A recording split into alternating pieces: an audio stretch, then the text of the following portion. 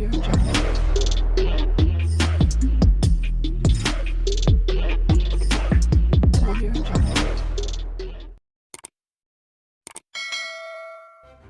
kasih karena memilih channel ini. Sebelum kita mulakan video ini, sila pertimbangkan untuk menekan butang like, share, dan subscribe, dan aktifkan butang lonceng Anda agar Anda sentiasa mendapat info-info percuma pada setiap hari dari channel kami. Dan tinggalkan komen Anda karena komen Anda amatlah dihargai.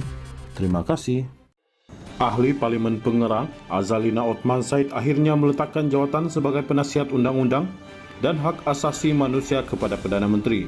Dilaporkan beliau telah menghantar surat peletakan jawatannya pada 29 Ogos lalu, yaitu 2 hari selepas menyampaikan ucapan di Majlis Taklimat Khas UMNO di WTC KL pada 27 Ogos. Dalam majlis yang diadakan susulan pemenjaraan Najib Razak itu, Azalina secara terbuka mengkritik dan mengajar Perdana Menteri berhubung keperluan menukar peguam negara. Beliau berkata sesiapa sahaja yang menjadi Perdana Menteri perlu melantik daripada orang dia sebagai peguam negara untuk memudahkan segala urusan.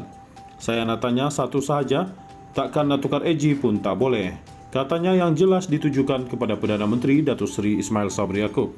Dalam kenyataan media oleh pejabat Perdana Menteri semalam, Ismail Sabri memaklumkan menerima hasrat Azalina untuk meletakkan jawatan itu. Perdana Menteri Ismail Sabri telah menerima peletakan jawatan beliau dengan notis sebulan seperti yang dimaklumkan dalam surat berkenan. Notis sebulan diberi bertujuan menyelesaikan kerja-kerja yang berkaitan dengan kaki tangan beliau, namun dalam tempoh itu Azalina tidak lagi bertugas di pejabat Perdana Menteri kerana diberi cuti mulai 1 September sehingga tamat notis pada akhir September, kata kenyataan itu.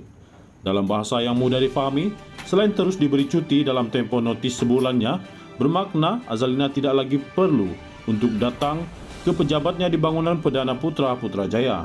Tindakan Azalina meletakkan jawatan adalah dipercayai berikutan desakan pelbagai pihak terhadapnya kerana tindakannya yang dianggap tidak beretika mengkritik Perdana Menteri secara terbuka.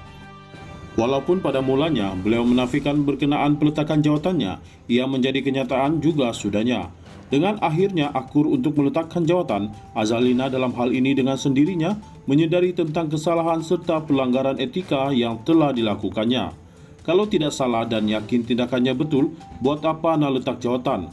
Malah bagi kebanyakan orang dalam UMNO sendiri, mereka sepatutnya mengatakan Azalina perlu meletak jawatan lebih awal lagi sebelum mahu mengkritik Perdana Menteri secara terbuka. Beliau ternampak tiada adab dan mencemarkan budi bahasa dalam dirinya sendiri, kata seorang pemimpin UMNO.